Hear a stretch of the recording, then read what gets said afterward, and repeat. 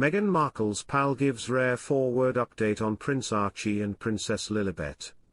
A friend of the Duke and Duchess of Sussex has provided a rare update on the personalities of their two children, Princess Lilibet, age 3, and Prince Archie, age 5, who are frequently shielded from the spotlight and public engagements.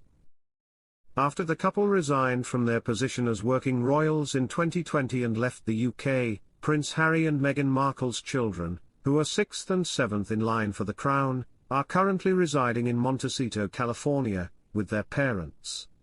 The pal updated US Weekly with just 4 words, "They're so well-mannered."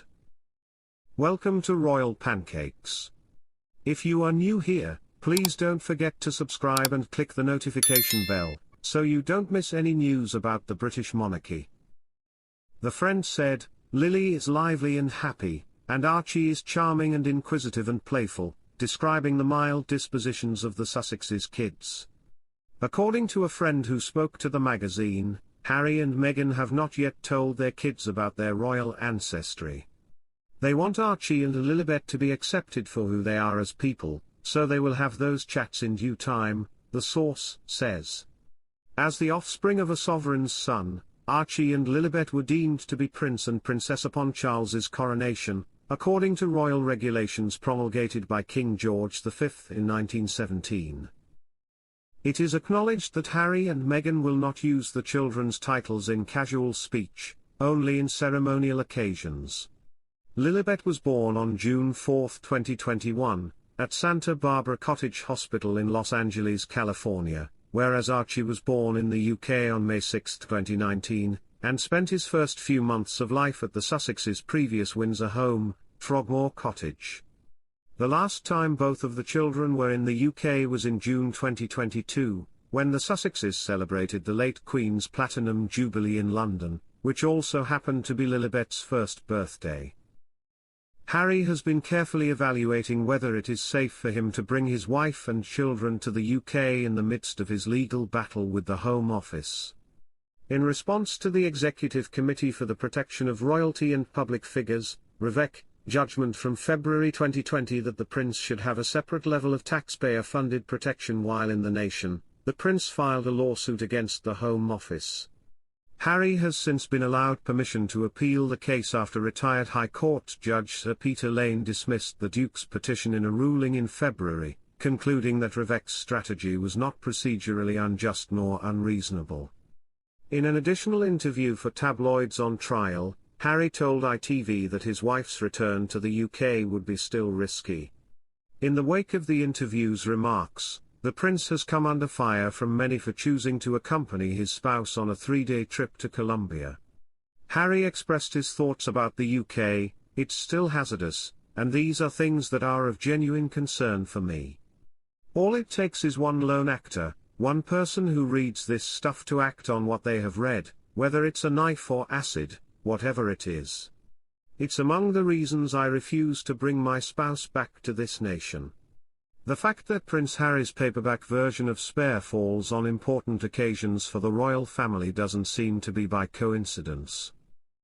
Although there are those who might view the Duke of Sussex's decision to forego adding new chapters as a means of easing tensions, I find the timing of the announcements to be extremely dubious. Consider the choice to reveal the paperback's release date on Monday, during the royal family's vacation at Balmoral. After a somewhat difficult year, the firm needs some time to recover and think before re-entering the public glare. However, the declaration seems more like a planned maneuver to sabotage the royal family's goals than a mere coincidence.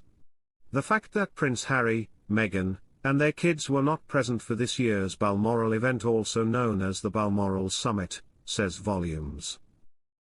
Insiders claim that the Sussexes are a hot topic of conversation, which exacerbates their already tense relationship. Thus, the notification at this point seems to be a warning that the spare is still there and always will be, even though they aren't physically present at Balmoral with the family. More specifically, King Charles's high-profile attendance at the Commonwealth Heads of Government meeting in Samoa, his first as king, coincides with the paperback's October release. Spare will be released in the UK and the US on October 22nd and 22nd, respectively, and its publication will definitely cloud a day that holds great significance for the monarch. Given the 75-year-old monarch's continued fight with cancer and the amount of work he is putting into this trip, this is no little matter. To overshadow such an occasion implies something more than just bad timing, it implies a purpose. The explosive claims made in the book, such as Prince William and Harry allegedly getting into a physical brawl and Meghan and Kate's falling out, will undoubtedly come up again when Spare is republished. Harry makes sure that these disclosures stay in the public eye by not changing their contents, which rekindles the turmoil that has soured his relationship with the family. Harry used to be a man who valued privacy, but it appears that his acts are more intended to fuel controversy than to diffuse it. Publishers frequently add additional content to paperback updates, especially following a year as turbulent as this one. Harry might have been happy to leave the original story alone if he had made the decision not to. This action may be interpreted as an attempt to deflect more criticism or, conversely, as a subliminal indication that he has said everything that needs to be said at this time, allowing the timing of the release to speak for itself.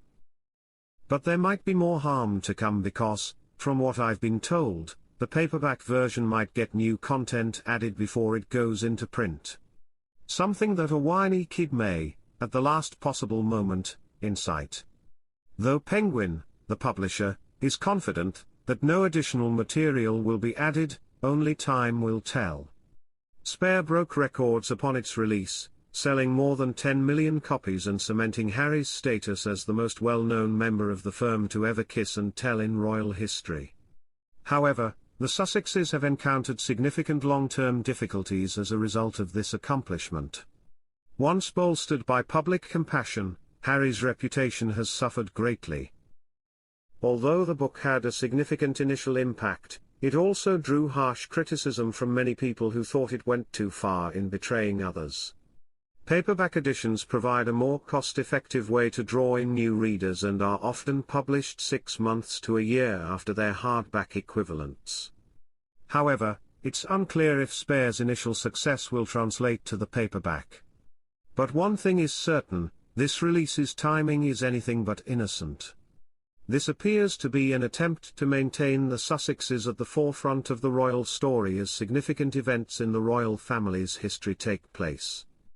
Ultimately, whether deliberate or not, the publication of Spare's paperback edition at such a momentous time for the royal family points to a larger Sussex strategy, one that maintains Harry's relevance at the price of his family's tranquility. I see it as an act that makes sure the wounds from the past stay excruciatingly open, even though some would just perceive it as another book launch.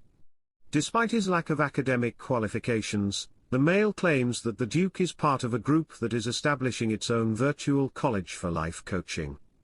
At the US coaching platform BetterUp, Harry has the third-in-command position. In March 2021, he was designated as the Chief Impact Officer, emphasizing preventative mental fitness. This Silicon Valley mental health nonprofit offers therapy packages and lets businesses book sessions with its professionals anywhere in the world. The company now plans to launch an online institution called BetterUp Institution, which will award degrees in life coaching. In recently filed documents, the San Francisco-based startup applied to register its BetterUp University concept with the U.S. Patent and Trademark Office. According to the application, the university offers online educational forums in the domain of life coaching, professional coaching, personal development coaching, and career development coaching.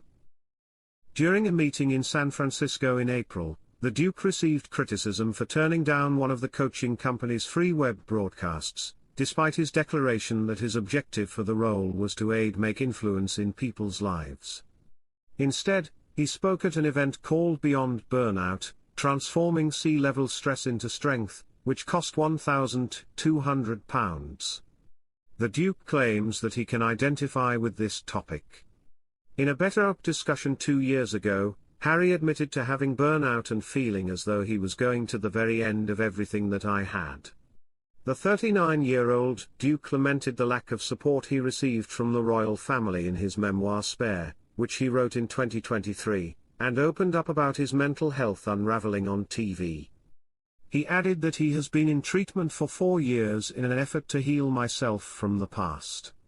The paperback version of Prince Harry's divisive memoir, Spare, could potentially dredge everything up again in the long-running dispute between the prince and the royal family, according to royal observers. Time is running out when Spare's new edition arrives in bookshops throughout the globe at the end of October.